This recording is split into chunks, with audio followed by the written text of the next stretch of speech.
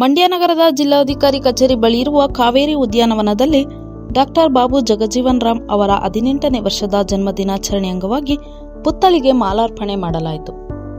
ಈ ಸಂದರ್ಭದಲ್ಲಿ ಮಂಡ್ಯ ಜಿಲ್ಲಾಧಿಕಾರಿ ಡಾಕ್ಟರ್ ಕುಮಾರ್ ಹಾಗೂ ಜಿಲ್ಲಾ ಪೊಲೀಸ್ ವರಿಷ್ಠಾಧಿಕಾರಿ ಮಲ್ಲಿಕಾರ್ಜುನ್ ಬಾಲದಂಡೆ ಹಾಗೂ ಅಧಿಕಾರಿಗಳು ಮತ್ತು ಇನ್ನಿತರರು ಈ ಕಾರ್ಯಕ್ರಮದಲ್ಲಿ ಪಾಲ್ಗೊಂಡಿದ್ದರು.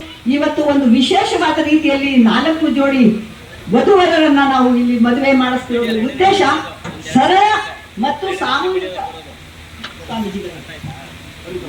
ಈಗ ವಿವಾಹವನ್ನ ಮಾಡಬೇಕಾದ್ರೆ ಪುರೋಹಿತರನ್ನ, ಶಾಸ್ತ್ರಿಗಳನ್ನ, ಯಾವುದೇ ಪೂಜಾರಿಗಳನ್ನ ನಾವು ಕರೆಸ್ತಾ ಇಲ್ಲ. ಪೂಜ್ಯ ನಿಡುಮಾಮುನಿ ಸ್ವಾಮಿಗಳು ಈ ದೇಶ ಕಂಡಂತ ಒಬ್ಬ ಅತ್ಯಂತ ಪ್ರಜ್ಞಾವಂತ ಮತ್ತು ವಿಚಾರಶೀಲ ಗುರುಗಳು.